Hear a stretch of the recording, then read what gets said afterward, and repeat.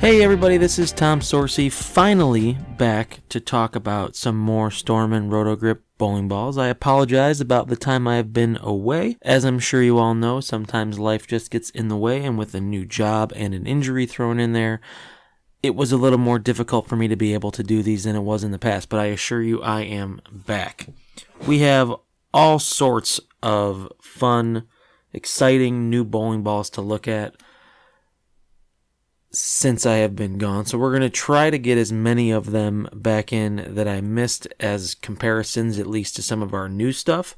If you are new to watching my videos, then I say welcome to the party, I guess, in so much as you can party talking about bowling equipment. But let's get right into it. So today we are talking about the Storm High Road X, which I'm sure there is a lot of excitement about, as the High Road line has been around as long as anything right now in the Storm line, and a lot of people really get excited when a new version of the High Road comes out. This High Road X has the R2X solid cover stock on there. Some of you may remember that from a couple of balls, the Optimus Solid or even the Virtual Gravity if we go back quite a ways.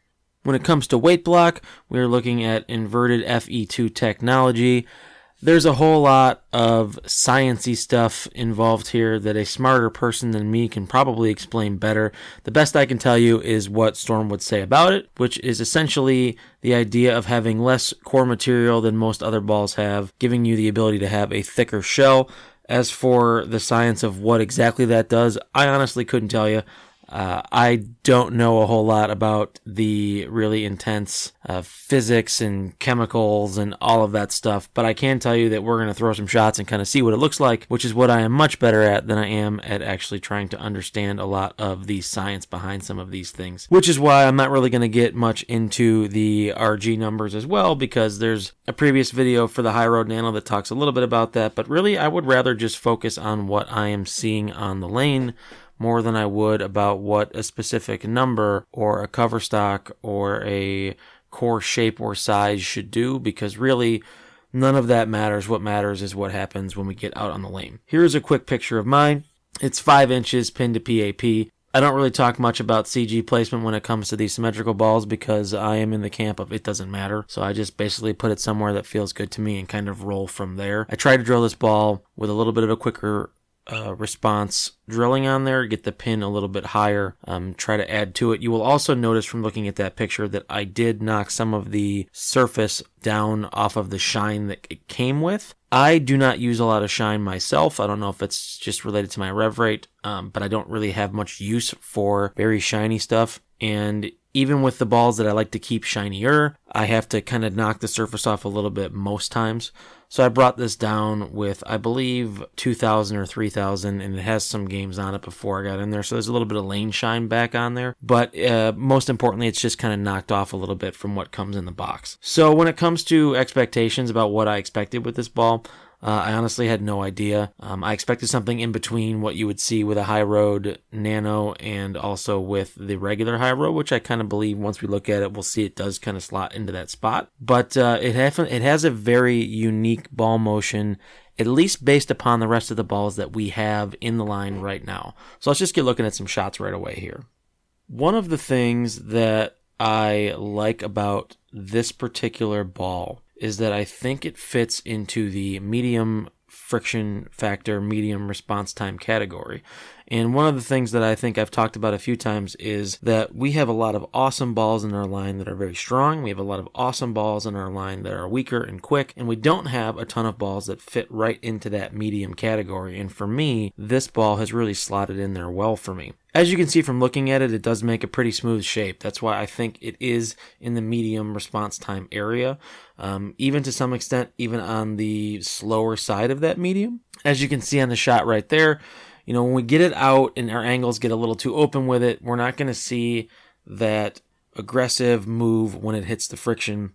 And that blower 7 was kind of the result of that. The shots that you see that are keeping the angles more closed are the ones where we're seeing the best reaction, at least in getting through the pins. I've had a lot of success so far with this ball when my stronger slow response equipment is too strong for what's on the lane, but the pattern isn't defined enough that I can get into the quick response balls that are generally weaker. So if I need something that is on the medium to weaker side, but still on the medium to medium slow side, this is slotted in really well. A lot of times when we get on some of the more flatter patterns, especially in high friction environments, if we want to use the slow response time balls, knowing that our scoring pace is going to be lower, a lot of our slower balls are too strong.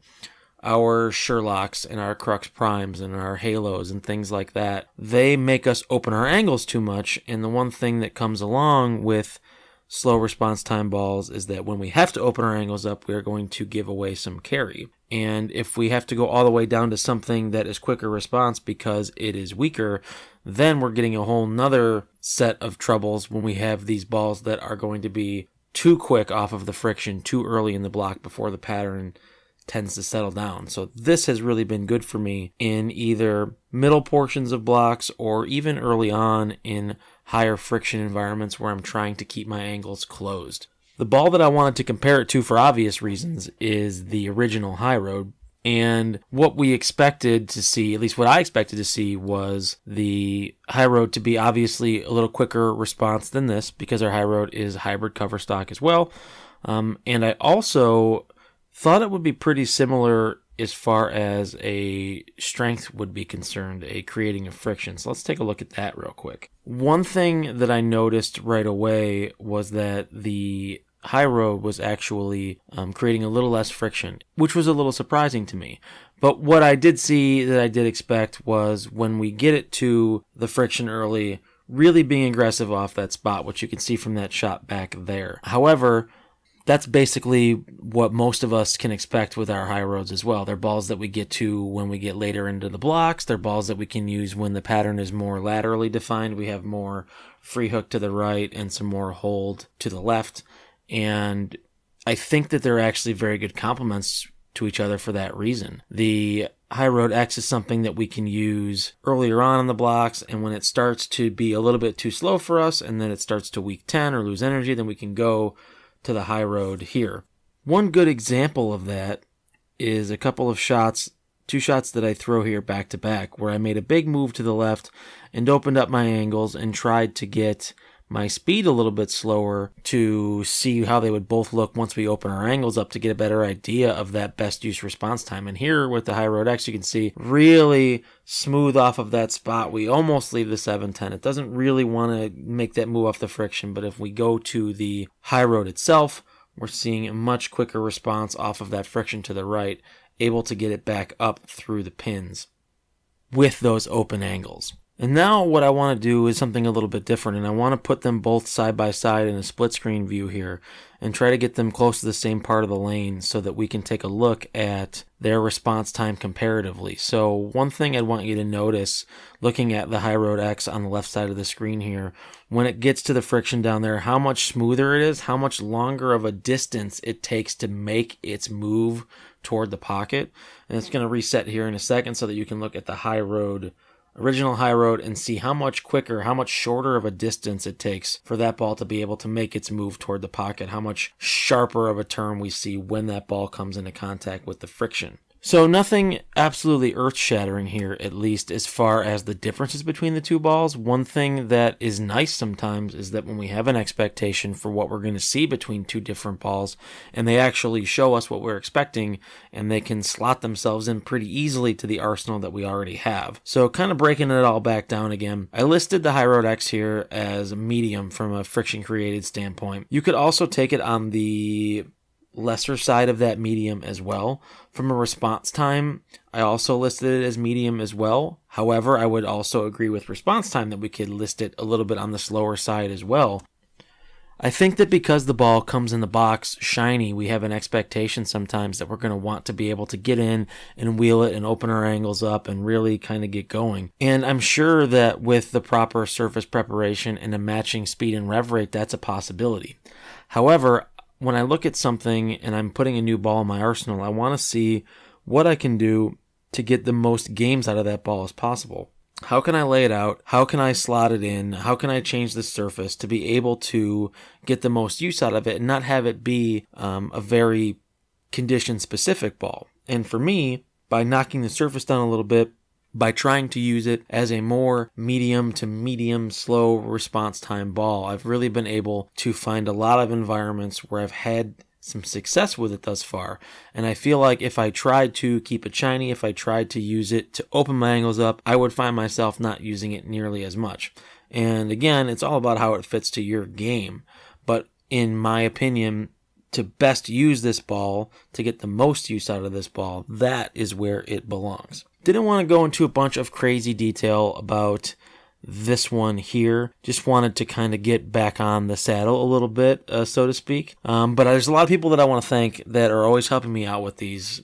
Obviously, Storm and Rotogrip for giving me the opportunity to throw the best balls on the planet, and Bull U for giving me the knowledge that's helped me take my game to the next level. As usual, all of my videos filmed at Brad Angelo Lanes. Brad gives me basically the run of the place to be able to do things like this. Don't want to forget Tim Friends, friendsphotography.com. He helps me with all of the video that we take. And lastly, Jim DeWitt for providing the music. You can check him out on SoundCloud, soundcloud.com/Jim DeWitt, or you can find his band on Facebook. It is Vacation Daze, DAZE. As usual, if you have any questions or comments, feel free to leave them either on the Facebook thread that gets created or right in YouTube. I try to answer as many as possible on YouTube. It can be tough sometimes, but I do my best. But I am always available on Facebook if you have any questions for me at all. So hopefully you guys enjoyed this one. I'm glad to be back. We're going to be bringing out a video for the physics very soon. And when I filmed this, I filmed actually videos for 5 other balls. So we're going to try to get them out as soon as possible for you. And hopefully we will see you soon. Thanks.